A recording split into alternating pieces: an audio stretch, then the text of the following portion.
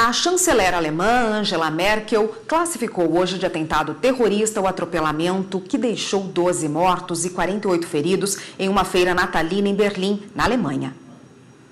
O suspeito preso é um paquistanês de 23 anos que entrou no país em fevereiro e provavelmente seria um solicitante de asilo. Uma fonte do Departamento Alemão de Segurança afirmou a uma agência internacional que o suspeito era conhecido pela polícia por delitos menores e chegou a usar vários nomes. Na Turquia, 6 pessoas foram presas pelo assassinato de Andrei Karlov, embaixador russo no país. O presidente da Rússia, Vladimir Putin, classificou a morte do diplomata como uma provocação aos esforços em solucionar conflitos na Síria. O diplomata foi morto a tiros durante a inauguração de uma mostra de arte. Os atos fazem lembrar os ataques em julho em Nice, na França, quando um tunisiano dirigiu um caminhão de 19 toneladas ao longo da calçada da praia, atropelando pessoas que assistiam à queima de fogos em comemoração ao Dia da Bastilha. O ataque, reivindicado pelo Estado Islâmico, matou 86 pessoas. Bom, para falar sobre o direito internacional envolvido aí nessas questões, nós convidamos a mestre em Direito Internacional, Leliane Correia. Boa tarde, doutora. Boa tarde. Bom, quais as repercussões desses ataques, terroristas nas relações internacionais aí entre a Rússia e a Turquia? Bem, em relação a esses países especificamente, eles têm uma posição antagônica. A Rússia apoia o governo do Bashar al-Assad juntamente com o Irã. E a Turquia apoia os movimentos contrários, os movimentos rebeldes aí. E há algum tempo a Rússia vem se posicionando favorável ao presidente, à Síria, e de uma forma bem dura, evitando até uma intervenção maior naquele país.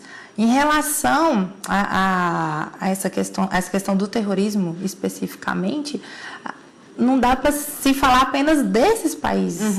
Existe um cenário bem tenso na comunidade internacional.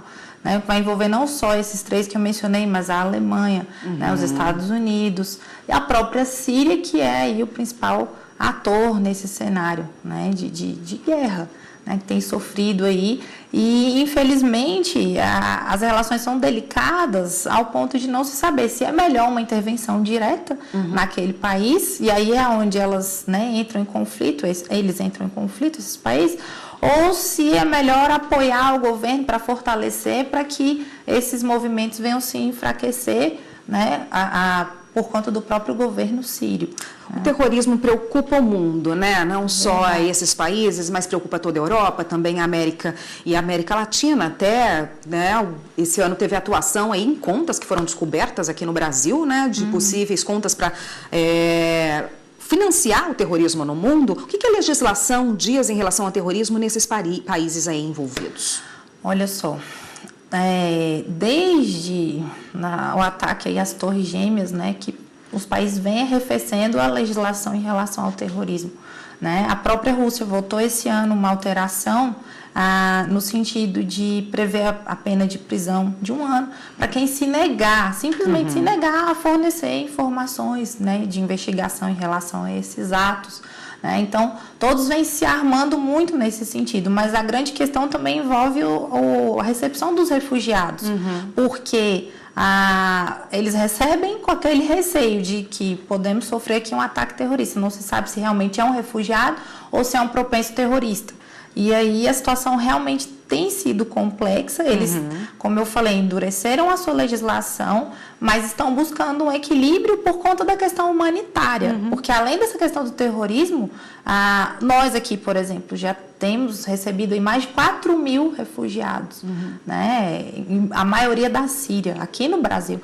Então, está repercutindo mundialmente. E é uma questão que tem preocupado a cada dia mais os países aí, não só os diretamente envolvidos, mas até aqui.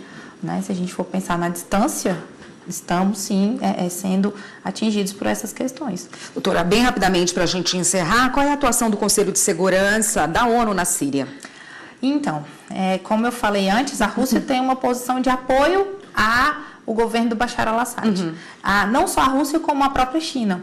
Então, ambos não têm permitido uma intervenção direta naquele país para desautorizar, né, ou para interferir assim mais profundamente, né, por parte dos outros países que têm esse interesse. No caso, seria o Reino Unido, a França e os Estados Unidos, que compõem esse conselho. Então, infelizmente, a ONU ainda não conseguiu se posicionar para solucionar essa questão. Tá ótimo, doutora. Muito obrigada pela participação. Até uma próxima. Obrigada. Boa tarde. Boa tarde.